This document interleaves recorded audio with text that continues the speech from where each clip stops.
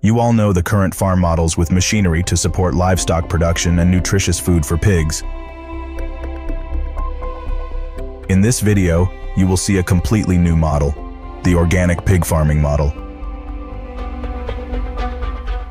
Let's explore this topic with us. Organic pig model, pig farm model eating agricultural products.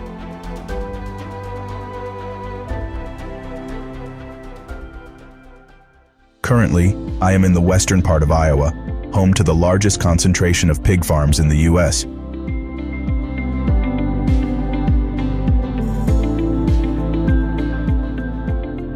A notable feature of some organic pig farms here is the outdoor raising of pigs. During pregnancy, pig mothers are released into the fields, where their cubs will coexist with the natural environment. The notable difference between organic pig farming and traditional pig farming is that organic pigs do not damage crops.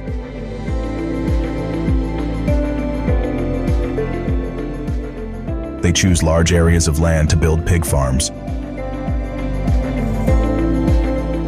Pig houses are transported and placed in areas on the farm. This is one of the places for pigs to rest after dark. Inside the shelters, dry straw is prepared for them to eat and sleep. After weaning, piglets will be brought back to live in separate breeding areas. In these areas, they will be provided with additional cereals and nutritional powders so that they can soon adapt to new foods other than breast milk.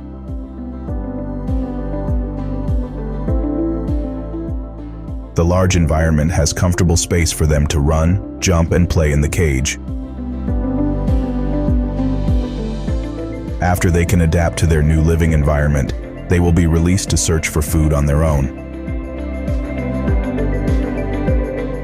Veterinary experts say that piglets raised on a free-range model often have better health conditions than pigs raised in barns all their lives.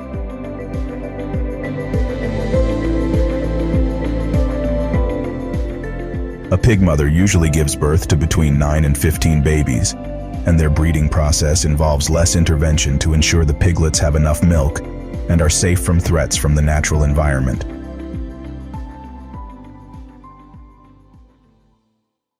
These farms are often located in wooded areas, allowing the pigs to eat a diverse diet, including insects, plants, and seeds.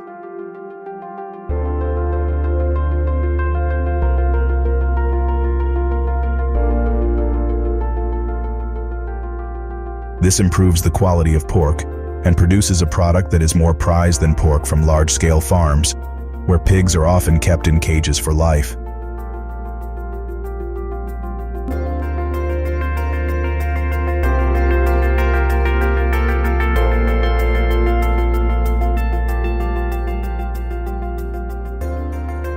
Strong fencing is an important part of outdoor pig farming.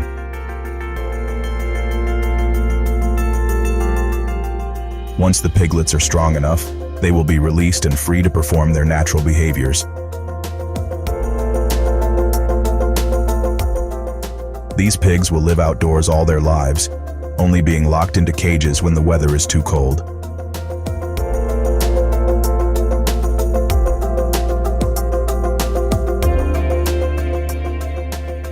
This is similar to how wild boars live and survive in the wild.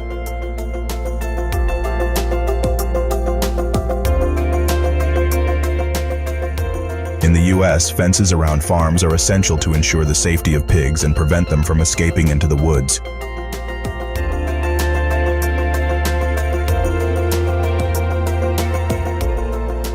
Wild pigs in the U.S. have become a feral species after hundreds of years of escaping from farms.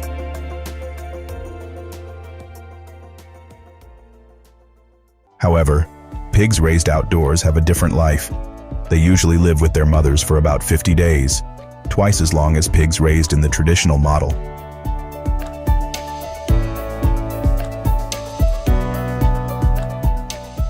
Pigs raised outdoors often do not eat or eat very little of the food provided to gain weight as quickly as traditional pigs. pork harvest time on organic farms usually lasts 8 to 9 months instead of 5 to 6 months on large-scale farms.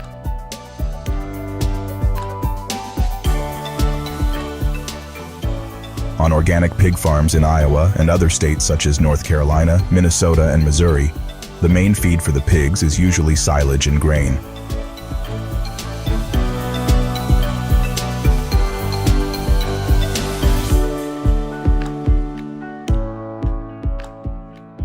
In addition, fresh vegetables and fruits are often used regularly to improve the quality of pork.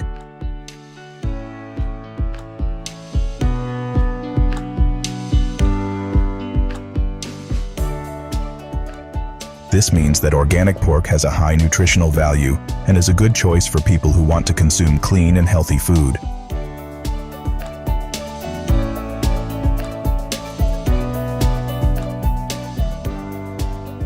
They eat these vegetables every day, which are very cheap and easy to find in stores or supermarkets.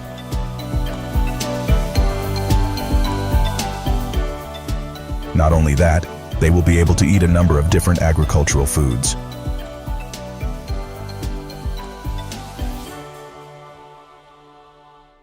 The farm owner here is feeding them 1-week-old rice sprouts. This is a nutritious food that is very good for the digestive system of pigs.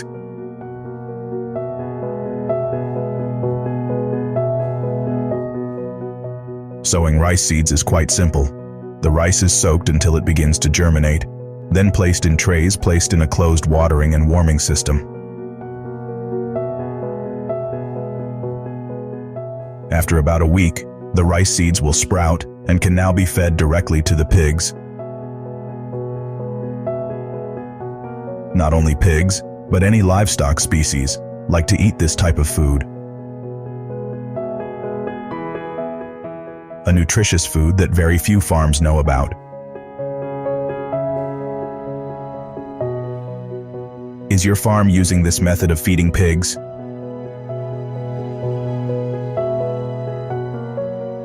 You can say that organic pork is a new trend among consumers and producers of organic pork because the food is 100% natural, so this is the best sustainable method for the market.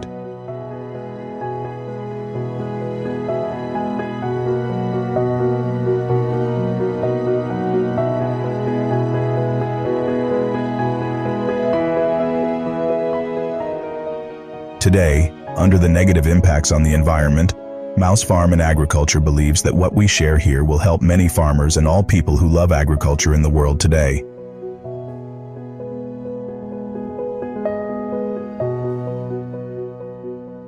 Remember to subscribe and press the bell button down here to receive our latest and most useful videos, and continue watching this video with me.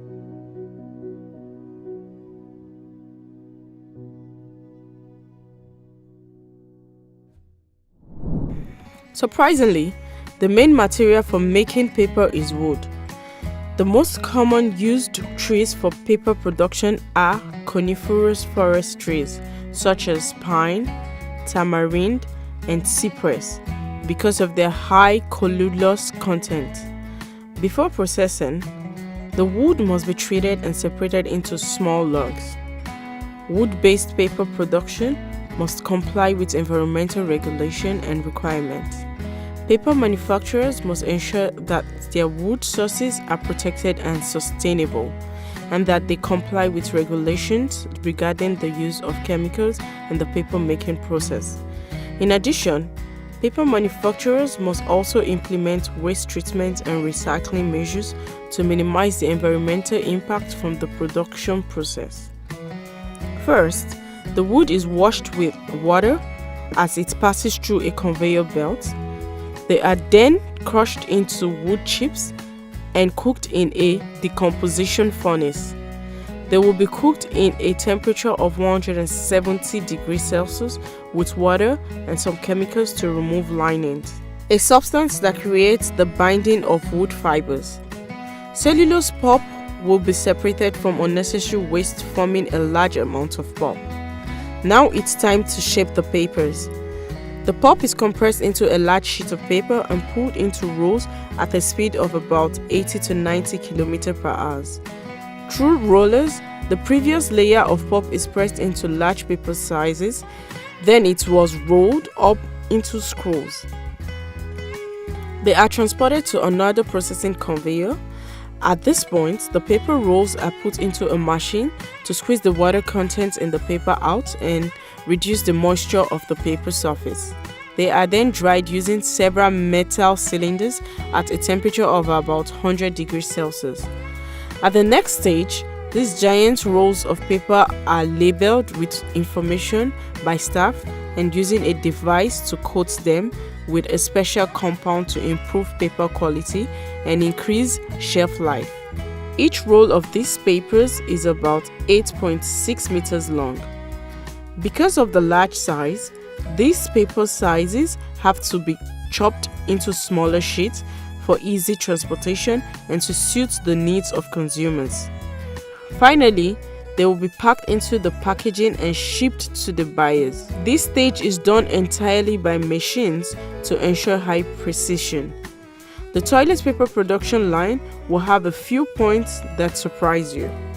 To make toilet paper rolls, the paper must be processed on a different conveyor belt, similar to the way to create pulp from wood in the line above. But the pulp will now be combined with recycled paper such as newspapers, office paper, recycled paper scraps. This is put into a large tube to wash with water to remove the ink and form a paste. Next, the pulp will be processed by rollers to shape. While processing the paper, these rollers will compress the surface of the paper to create a flatness, and water will be removed as much as possible so that the pressed paper has the lowest moisture.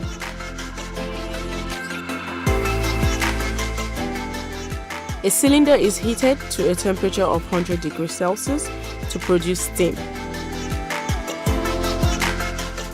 This way, as the paper passes through the cylinder, they will be softened. When the paper reaches the desired quality, they are rolled into large paper tubes, weighing about 2 tons of paper per roll. Once completed, these giant rolls are transported by an automatic machine to another processing area. Here they will be spread out and rolled into smaller paper tubes to form toilet paper rolls. This paper tube has a length of 50 meters. After rolling the paper, they will be chopped into rolls. Now it's time to pack.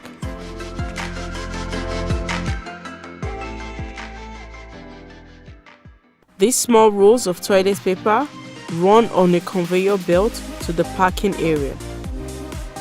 They are packed fully automatically. According to statistics,